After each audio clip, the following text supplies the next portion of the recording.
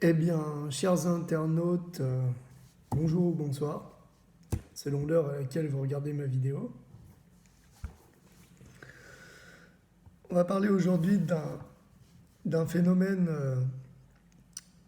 Alors en fait, les psychologues comme moi, on a des hypothèses, enfin psychologue, psychanalyste, on a des hypothèses de travail hein, sur ce qui est fragile ce qui est fragile dans la psychose, ce qui est solide dans la névrose, des hypothèses sur la structure des sujets, hein. Euh, Sachant qu'il faut réfléchir avec le symbolique, l'imaginaire, le réel, voilà. Donc c'est pas forcément toujours évident. Et ce qui est encore moins évident, c'est d'essayer de trouver en quoi une écologie, on va dire, hein, c'est-à-dire en quoi une étude de l'environnement, en quoi une écologie a un impact, a un reflet symbolique. Hein. Ce qui est toujours très, très difficile, et notamment quand on pense à la castration, par exemple. Hein. Euh, la castration chez Freud, hein, qui est un phénomène éminemment magique, hein, au sens où on sent bien que Freud travaille sur la question de la perte, mais la perte de quoi, hein, la perte de l'objet, voilà, ça paraît un peu. La perte de l'objet, ça paraît un petit peu réponse à tout. Hein. Euh, Sachant que comme dans le réel, il n'y a que l'objet, hein, ou que le manque d'objet, on va dire, c'est un peu facile. Euh, alors pourquoi je fais cette vidéo aujourd'hui? C'est parce que on- je parle de deux types de castration pour l'instant très bien identifiés. Alors on parle de castration inconsciente, hein, c'est très important. Pourquoi inconsciente? Parce qu'en fait, ce ne sont pas des castrations écologiques, c'est-à-dire que ça n'a rien à voir typiquement avec l'enfance, avec le père incestueux ou la mère incestueuse, ou voilà.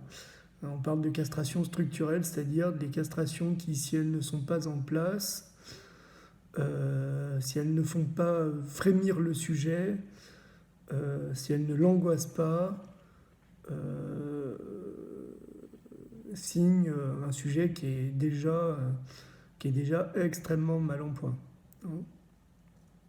Toutes les psychoses ne se valent pas. Il y a des psychoses qui sont plus ou moins qui cachent plus ou moins la castration et d'autres qui la voilà. Donc voilà. On pense à la paranoïa par exemple, la paranoïa qui cache complètement la castration, hein. Et puis plutôt les psychoses de type affective, hein, euh, qui là cachent beaucoup moins la castration. Alors, personnellement, dans les rêves, j'avais identifié deux castrations. On va dire deux castrations, c'est-à-dire. Enfin, j'avais identifié une castration d'abord. C'était celle des vagues, hein.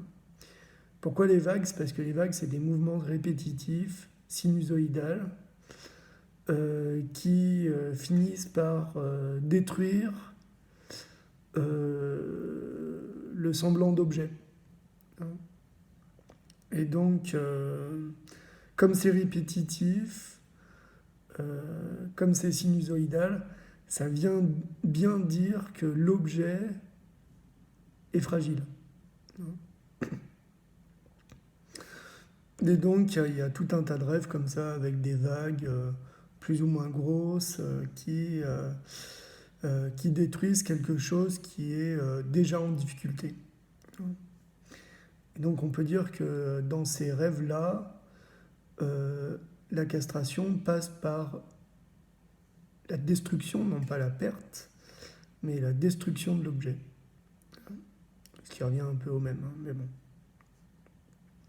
Ça, c'est du freudisme. Parler de perte au lieu de destruction, c'est du freudisme. Hein. C'est-à-dire que Freud est... tout le travail de Freud est sur un ton extrêmement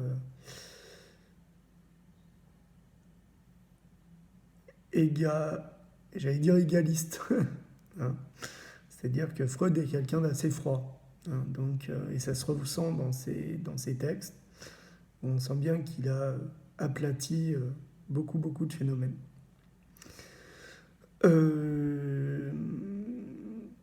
Et donc c'est peut-être ce qui est le plus gênant dans la lecture de Freud. Hein. Dans la lecture de Freud, ce qui est le plus gênant, c'est de voir que Freud étudie l'âme comme il étudierait un ver de terre. Hein. Et voilà, ça fait cette impression. Voilà. Donc, si vous faites des rêves de vagues, eh ben, ça veut dire que vous allez subir des chocs ou que vous avez déjà subi des chocs. Et plus vous êtes fragile, et plus ces chocs sont dangereux. Autre rêve, celui-là, ce sont des rêves d'amis, hein, pas de patients, je tiens à le préciser. Moi d'ailleurs, j'ai plus personne qui me paye pour mes cures. Je ne suis pas psychanalyste sur le divan. Parce que je trouve qu'il n'y a pas assez de gens qui posent qui se posent les bonnes questions sur la façon dont est structuré le sujet. Et puis les fantasmes, je trouve que les fantasmes sont trop directs, ou bien les transferts trop réels. Donc c'est aussi pour ça que j'ai préféré faire autre chose. Et là, donc, c'était des rêves d'amis.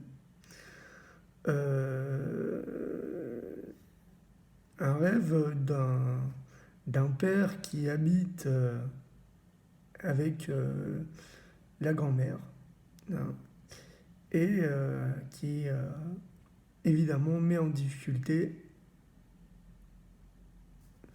le couple. Hein. Voilà. Et ça, c'est le type de rêve, c'est exactement... et là, on est dans le rêve de la castration. Hein. Mais de la castration structurelle. Hein. C'est-à-dire que, vu que c'est dans le rêve, c'est structurel.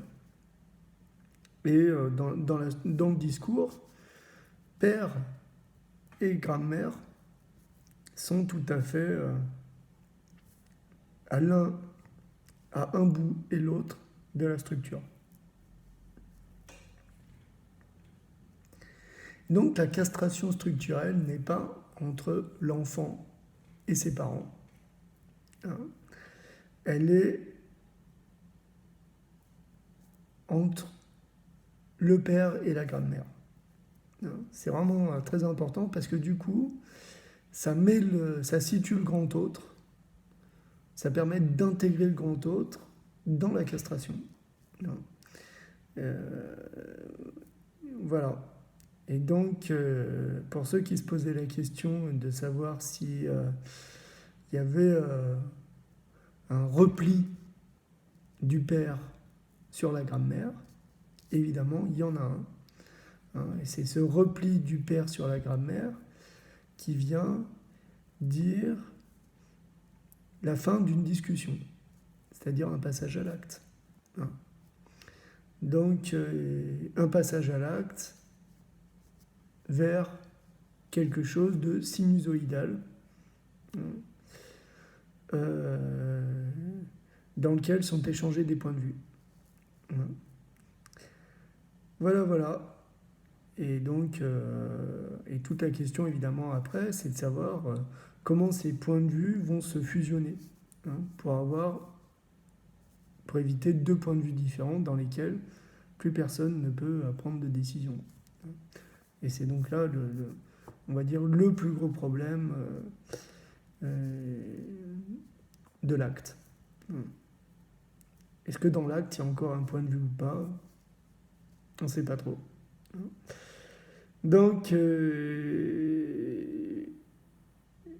voilà ce que je souhaitais dire pour aujourd'hui. Donc là, on est dans les trucs les plus pointus hein, du système structural inconscient avec le rêve et le discours. Hein. J'en dis pas plus, mais ça, ça invite à aller un petit peu plus loin sur ces questions-là. Questions qu'on a tendance à... Question de l'inceste qu'on a tendance à mettre dans les incestes écologiques. Or, en fait, c'est pas du tout... l'inceste n'a rien d'écologique. C'est-à-dire que l'inceste n'est pas du tout un inceste environnemental. Hein, c'était Charles Melman qui l'avait très bien pointé il n'y a pas très longtemps, hein, en 2019. Et que, en fait, le véritable inceste dangereux, hein, c'est un inceste structural. C'est-à-dire que c'est le repli du père sur la grand-mère. C'est un repli. Hein. Donc, voilà. Alors pourquoi l'inceste, c'est ce type d'inceste-là, et pas l'inceste de l'enfant avec un de ses parents?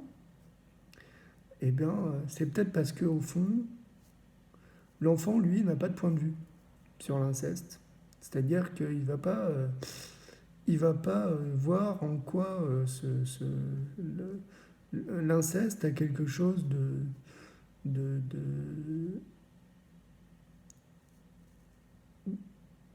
de narcissique. Hein. Et c'est bien parce qu'il va falloir que quelqu'un lui donne, quelqu'un qui représente son narcissisme,